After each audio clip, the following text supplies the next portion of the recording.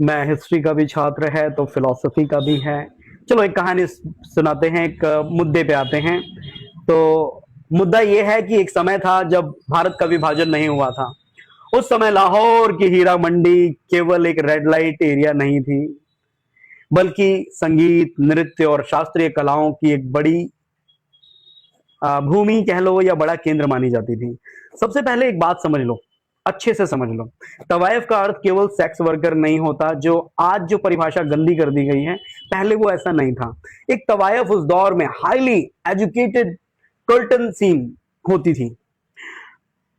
उसे शास्त्रीय संगीत आता था, कथक और नृत्य की शिक्षा होती थी उसके पास, उर्दू आती थी, फारसी आती थी, गहरी समझ होती थी उसके पास, कविता, साहित्य, बातचीत की कला, शिष्टाचार शिष्टाचार कई बार राजनीति की भी बहुत अच्छी समझ होती थी उसे।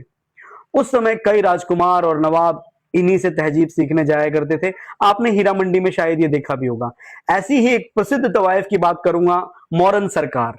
मौरन सरकार इतिहास हमें बताता है कि महाराजा रणजीत सिंह उसके व्यक्तित्व और प्रतिभा के इतने कायल थे, इतने प्रभावित थे कि उन्होंने उनसे विवाह कर लिया।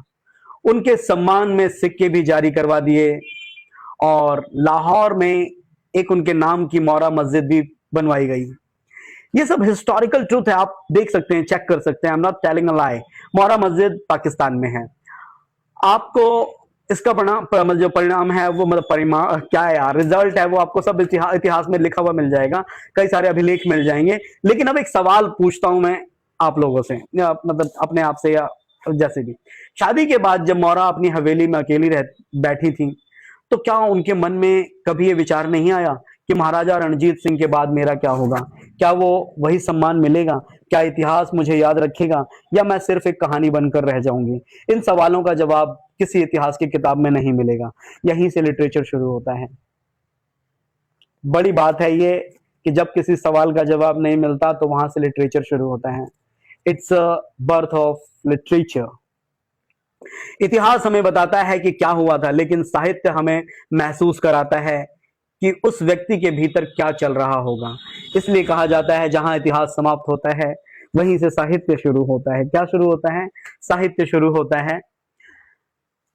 इतिहास घटनाओं को दर्ज करता है, साहित्य मनुष्य के मन को पढ़ता है। और शायद इसी वजह से इतिहास हमें जानकारी देता है, लेकिन साहित्य हमें इंसान बना देता है। समझ में आया? साहित्य हमें इंसान बना देता है।